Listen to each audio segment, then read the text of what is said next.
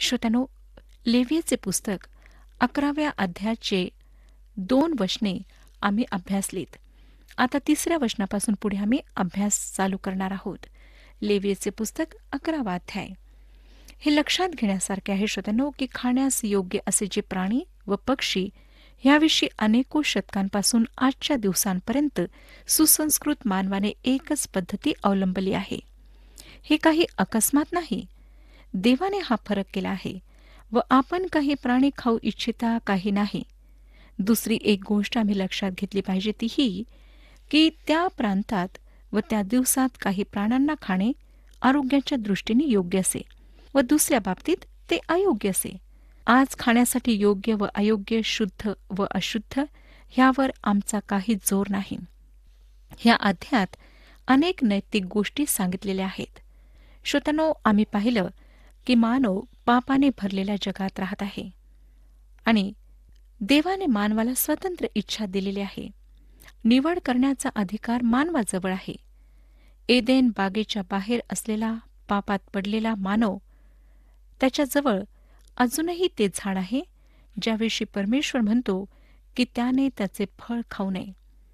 मला वाटतं नैतिक उद्दिष्टे प्रथम आहेत.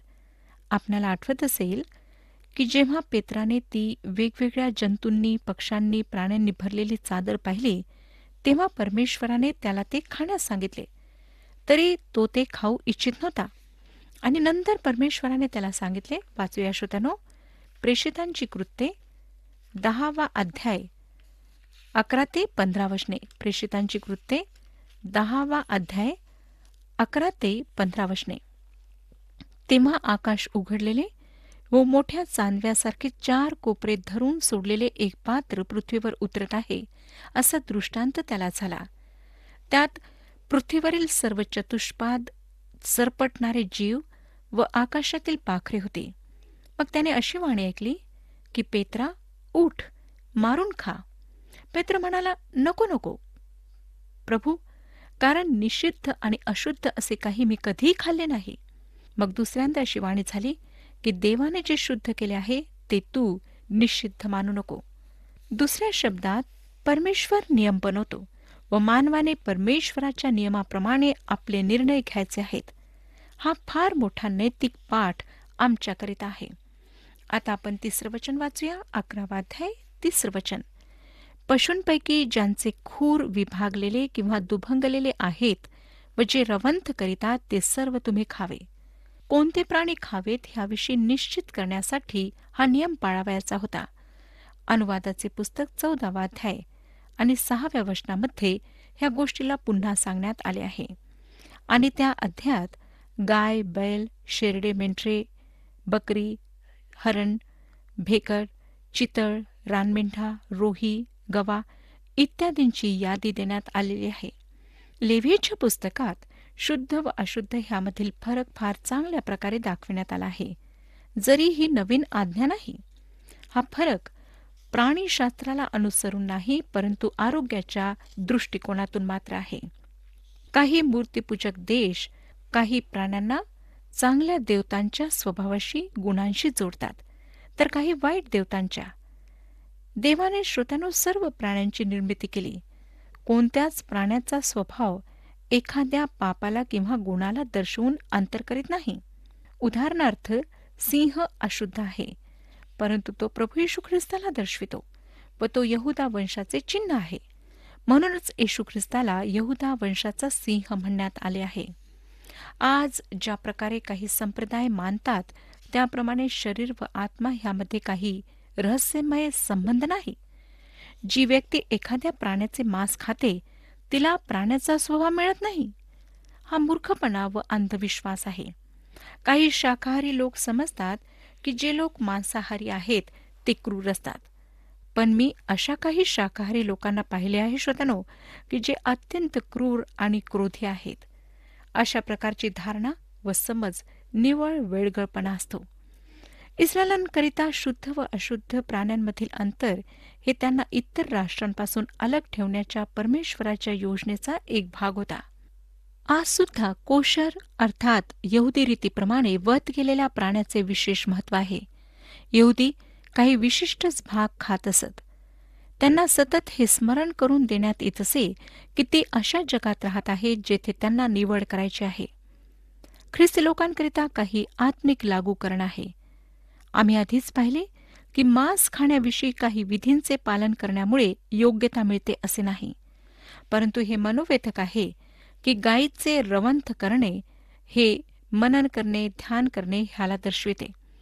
स्तोत्रसंहिता 1 2 वचन सांगते, तर परमेश्वराच्या नियमशास्त्रात रमतो, त्याच्या नियमशास्त्राचे रात्रंदिवस मनन करीतो तो धन्य. श्रोत्यानो, विश्वासणाऱ्यांच्या आत्मिक लाभासाठी मनन करणे हे फार आवश्यक आहे. त्याच प्रकारे चिरलेले खूर विश्वासणाऱ्यांचे ह्या जगापासून दूर राहून चालणे दर्शविते. इफिसकरासपत्र 4 पहिलं वचन पहा. इफिसकरासपत्र 4 पहिले वचन. म्हणून जो मी प्रभूमध्ये बंदिवान तो मी तुम्हाला विनवून सांगतो की तुम्हाला झालेल्या पाचारणास शोभेल असे चाला. इफिसकरासपत्र 5 वचन. इफिसकरासपत्र 5 वचन. आणि ख्रिस्ताने तुम्हावर प्रीती केली आणि देवाला सुवास मिळावा म्हणून स्वतःला आपल्याकरिता अर्पण व यज्ञ म्हणून दिले, त्याप्रमाणे तुम्हीही प्रीतीने चाला.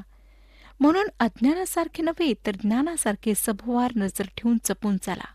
देवाच्या वचनांचे अध्ययन किंवा अभ्यास व विश्वासणाऱ्यांची चाल हे फार घट्टपणे बांधलेले आहेत. तिमथ्याला दुसरे पत्र 3 14 आणि 15 वचने सांगतात. तिमथ्याला दुसरे पत्र 3 14 आणि 15 वचने. तू तर ज्या गोष्टी शिकलास व ज्याविषयी तुझी खात्री झाली आहे त्या धरून राहा. त्या कोणापासून शिकलास हे आणि बालपणापासूनच तुला पवित्र शास्त्राची माहिती आहे हे तुला ठाऊक आहे. ते ख्रिस्त येशूमधील विश्वासाच्याद्वारे तुला तारणासाठी ज्ञानी करावायला समर्थ आहे. याकोबाचे पत्र 1 22 वचन सांगते. याकोबाचे पत्र 1 22 वचन. वचनाप्रमाणे आचरण करणारे असा, केवळ ऐकणारे असू नका, अशाने तुम्ही स्वतःची फसवणूक करिता. माझ्या प्रिय श्रोत्यानो, विश्वासणाऱ्यांची चाल ही देवाच्या वचनाशी बांधलेली आहे.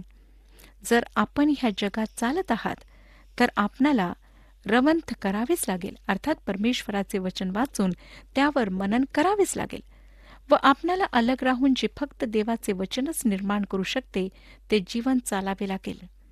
देवाच्या वचनांचे अध्ययन करणारी व्यक्ती त्या वचनांची शिकवण जीवनात लागू करून आपल्या जीवनातील कार्य व चाल ह्याद्वारे ती देवाची संतान आहे हे दर्शविते. काय आपण अशा प्रकारे आपली ओळख जगासमोर ठेवित आहात? काही वर्षांपूर्वी एका व्यक्तीला कोणी देवाच्या वचनाचे एक पुस्तक दिले. त्या व्यक्तीने विचारले, हे काय आहे? त्या व्यक्तीने तिला सांगितले की हे देवाचे वचन आहे. तिने ते पुस्तक वापस केले आणि म्हटले की मला ह्याची आवश्यकता नाही, परंतु मी मात्र तुमचे जीवन पाहीन. आता श्रोत्यानो, आपण 4 ते 8 वचने वाचूया. 11 अध्याय 4 ते 8 वचने. पण जे केवळ रवंथ करणारे किंवा ज्यांचे केवळ खूर विभागलेले आहेत ते पशु खाऊ नयेत. उंट हा रवंथ करीतो पण त्याचा खूर विभागलेला नाही, म्हणून तो तुम्ही अशुद्ध समजावा.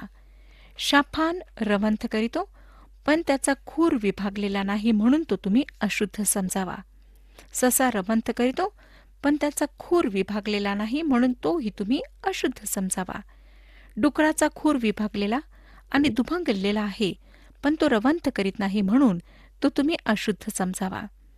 त्यांचे मांस खाऊ नये व त्यांच्या शवांना शिवू नये, तुम्ही ते अशुद्ध समजावे. ही अशुद्ध प्राण्यांची वाढविण्यात आलेली सूची आहे. निश्चितच ह्या प्राण्यांविषयी काही प्रश्न असतील. फक्त भाजीपाला खाणारे प्राणीच रवंथ करतात. यामुळे मांसाहारी प्राणी अलग झाले आहेत. परमेश्वराने उंट खाण्याविषयी चेतावणी दिली आहे. शाफान हा सशाप्रमाणे असून खडकाळ भागात राहतो.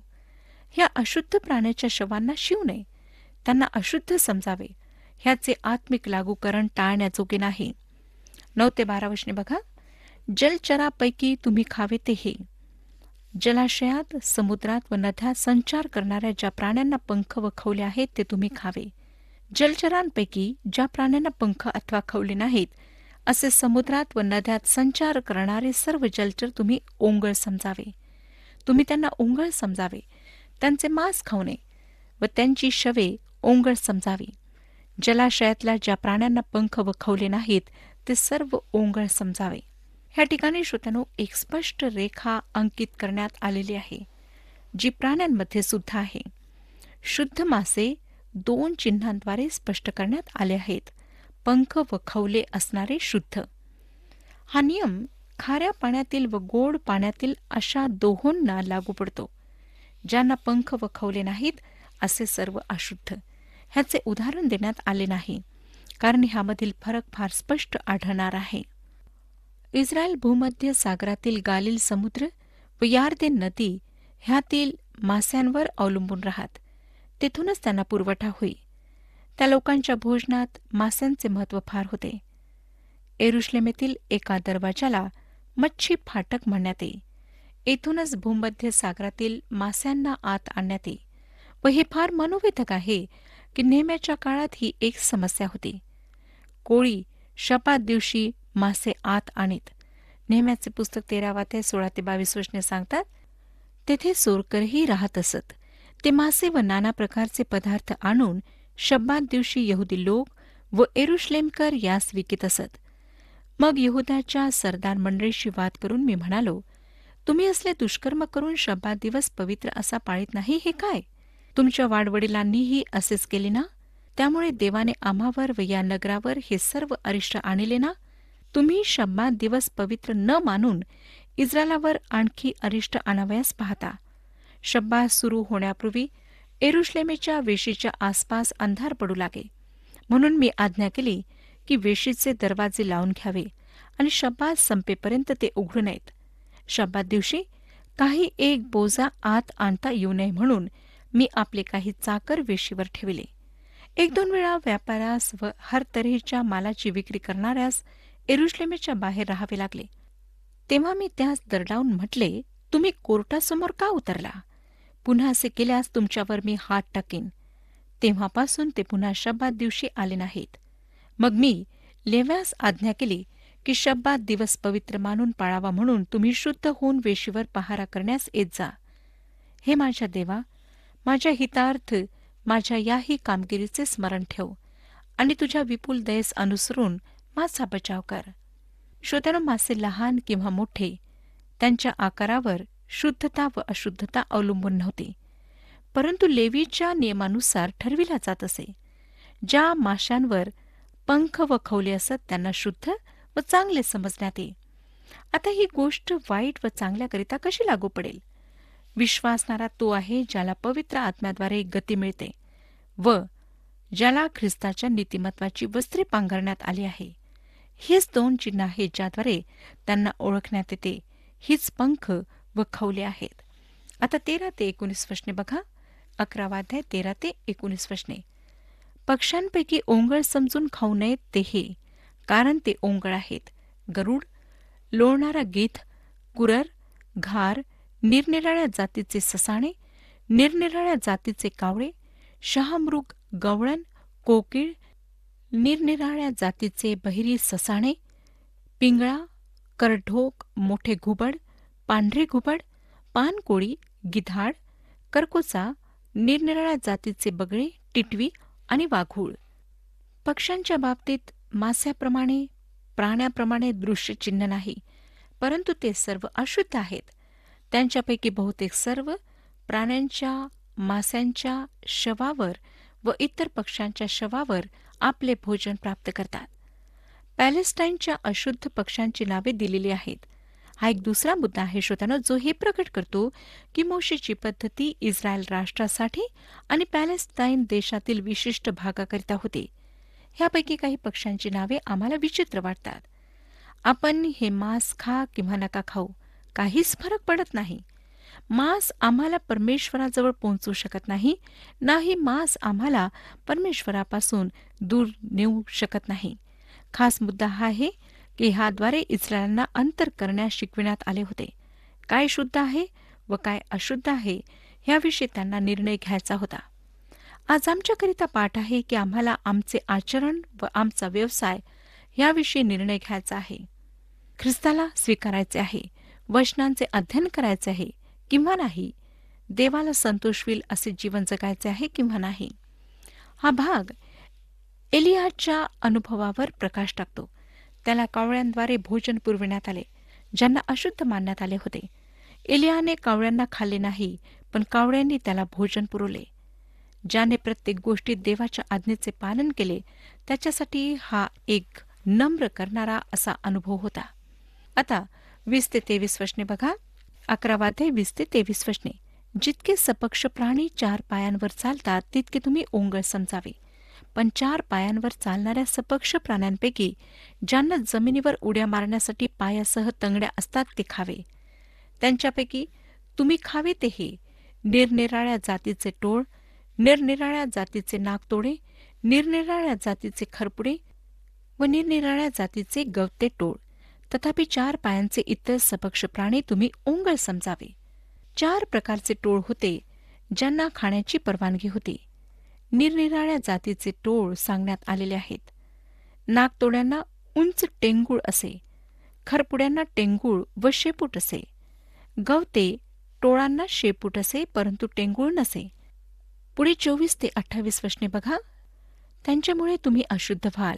जो कोणी त्यांच्या शवांना शिवेल तो संध्याकाळपर्यंत अशुद्ध राहावा. त्यांच्या शवाचा एखादा भाग जो कोणी उचलेल त्याने आपली वस्त्रे धुवून संध्याकाळपर्यंत अशुद्ध राहावे. ज्या पशूचे खूर विभागलेले असून दुभंगलेले नाहीत व जो रवंथ करीत नाही तो तुम्ही अशुद्ध समजावा. जो कोणी त्यांना शिवेल तो अशुद्ध समजावा. 4 पायांवर चालणाऱ्या सर्व पशूंपैकी जे आपल्या पंजावर चालतात ते सर्व तुम्ही अशुद्ध समजावे. त्यांच्या शवांना जो कोणी शिवेल त्याने संध्याकाळपर्यंत अशुद्ध राहावे. जो त्यांची शवे उचलेल त्याने आपली वस्त्रे धुवून संध्याकाळपर्यंत अशुद्ध राहावे. ते प्राणी तुम्ही अशुद्ध समजावे. श्रोत्यानो, त्यांना फक्त अशुद्ध प्राणी खाण्यासच मनाई नव्हती, तर ह्या प्राण्यांच्या शवाला सुद्धा स्पर्श करण्यास मनाई होती. स्पर्श किंवा संबंधाद्वारे अशुद्ध होणे हे तत्व ह्या ठिकाणी मांडण्यात आले आहे. हे जीवनाचे एक फार मोठे तत्व आहे, जे इस्रायल बंदिवासानंतर परतल्यानंतर पुन्हा सांगण्यात आले. हग्गाईचे पुस्तक 2 अध्याय 11 ते 13 वचने सांगतात. हग्गाईचे पुस्तक 2 अध्याय 11 ते 13 वचने. सेनाधीश परमेश्वर असे म्हणतो, याजकास शास्त्रार्थ विचारा की कोणी समर्पित मांस आपल्या वस्त्राच्या पदरात घेऊन जात असता त्याच्या पदराचा भाकरीला, कालवणाला, द्राक्षरसाला, तेलाला किंवा इतर कोणत्याही अन्नाला स्पर्श झाला तर ते पवित्र होईल काय? तेव्हा याजकांनी नाही असे उत्तर दिले. मग हग्गाई म्हणाला, प्रेताचा स्पर्श झाल्यामुळे कोणी अशुद्ध झालेला यापैकी कशासही शिवला तर ते अशुद्ध होईल ना? तेव्हा याजकांनी होईल असे उत्तर दिले. ह्या ठिकाणी श्रोत्यांनो, आमच्यासमोर फार महत्वाचे तत्व मांडण्यात आले आहे. स्वच्छता किंवा पवित्रता संबंधाद्वारे एकापासून दुसऱ्याकडे परिवर्तित होत नाही. ह्या उलट घाण, पाप, अपवित्रता हे संबंधाद्वारे एकापासून दुसऱ्याकडे संक्रमित होऊ शकतात. एक विश्वासणारी ख्रिस्ती व्यक्ती ह्या जगात मिसळून पापाशी खेळून दूषित न होता राहू शकत नाही. काही लोक हा दावा करतात की जर आपणाला पापामध्ये हरवलेल्या व्यक्तीपर्यंत पोहोचायचे असेल तर तिच्या पातळीवर जाऊन तिला जिंकावे लागेल. काय ते त्या प्रकारे हरवलेल्यांपर्यंत पोहोचू शकतात? नाही. ते स्वतः दूषित होतात व स्वतः त्या पापात पडतात. नवीन करार ह्या बाबतीत अगदी स्पष्ट आहे. यहुदाचे पत्र 23 वचन सांगते, त्यांना अग्नीतून ओढून काढून त्यांचे तारण करा आणि कित्येकांवर तर भीत दया करा, मात्र देहाने डागळलेली त्यांची वस्त्रे द्वेष माना. पापाशी मिळवणूक करणे, मिसळणे एक भयंकर अशी चूक आहे. आम्हाला दूषित होण्याविषयी फार सावधान राहायचे आहे श्रोत्यानो. ह्या एका मोठ्या महान तत्वाचे स्मरण इस्रायलांना करून देण्यात आले. जेव्हा ते रस्त्यावरून जाताना एखाद्या मृत कुत्र्याला किंवा अस्वलाला पाहात, त्याला त्याचे मृत शरीर किंवा कुठलाही एखादा भाग उचलून नेण्याची परवानगी नव्हती. हाड किंवा कातडी कुठल्याही उपयोगासाठी नेण्यास मनाई होती. अनअवधानाने किंवा चुकून त्याने जर अशुद्ध प्राण्याच्या शवाला स्पर्श केला तर त्याला सर्व कपडे धुवावे लागत असत व पूर्ण दिवसभर अशुद्ध राहावे लागत असे. हे आमच्यासाठी महान आत्मिक पाठ आहेत. एक ख्रिस्ती व्यक्ती ख्रिस्ताने केलेल्या सोडवणुकीद्वारे पवित्र केलेल्या व त्याच्या नीतिमत्वाच्या वस्त्रांनी पांघरेलेला आहे. परंतु जेव्हा आम्ही ह्या जगात चालतो तेव्हा आम्ही दूषित होतो. आमच्यामध्ये अद्यापही जुना स्वभाव आहे. मृत्यूनंतरच आम्ही पूर्णपणे पवित्र होऊन पापाच्या उपस्थितीपासून दूर होऊ शकू. आता 29 ते 31 वचने बघा. 11वा अध्याय 29 ते 31 वचने सांगतात, जमिनीवर रांगणाऱ्या प्राण्यांपैकी तुम्ही अशुद्ध समजावे ते हे: मुंगूस, उंदीर, निरनिराळ्या जातीचे सरडे, चोपई, घोरपड, पाल, सांडा व गुहिऱ्या सरड. जमिनीवर रांगणाऱ्या सर्व प्राण्यांपैकी हे तुम्ही अशुद्ध समजावे. त्यांच्या शवांना जो कोणी शिवेल त्याने संध्याकाळपर्यंत अशुद्ध राहावे. हे प्राणी श्रोत्यानो जमिनीवर व जमिनीच्या खाली राहणारे होत. त्यांना इस्रायलांनी वर्जित समजावे. हत्तीच्या मृत शरीराला स्पर्श झाल्यास तो जितका अशुद्ध समजला जात असे, तितकाच चितुंद्रीच्या शरीराला स्पर्श झाल्याने सुद्धा अशुद्ध ठरत असे, ज्याद्वारे त्याला हे स्मरण करून देण्यात येत असे की तो ह्या पापात पडलेल्या प्राणी जगात राहत आहे व जितके मोठे पाप परमेश्वरासाठी तिरस्करणीय आहे तितकेच लहान सुद्धा आहे. धुळीचा कण व तुळे दोन्ही परमेश्वरासाठी सारखेच आहेत. लहान पाप सुद्धा पाप आहे व त्याला टाळले पाहिजे. श्रोत्यांनो, आज सुद्धा लोक लहान पाप मोठे पाप असा फरक करतात, परंतु परमेश्वराच्या दृष्टिकोनातून पाप पाप आहे आणि पापापासून मुक्ती प्राप्त करून घेण्याकरिता, पापांची क्षमा प्राप्त करून घेण्याकरिता एकच मार्ग आहे, तो म्हणजे प्रभू येशू ख्रिस्त. प्रभू येशू ख्रिस्त जो तुमच्या आणि माझ्या पापांसाठी वधस्तंभावर मारला गेला, तिसऱ्या दिवशी पुन्हा उठला आणि जो आज आमच्यासाठी स्वर्गात परमेश्वराजवळ मध्यस्थी करीत आहे. श्रोत्यानो, ह्या प्रभू येशू ख्रिस्ताजवळ या आणि सार्वकालिक जीवनाचे आश्वासन प्राप्त करून घ्या. परमेश्वर आपणा सर्वांस आशीर्वाद देव.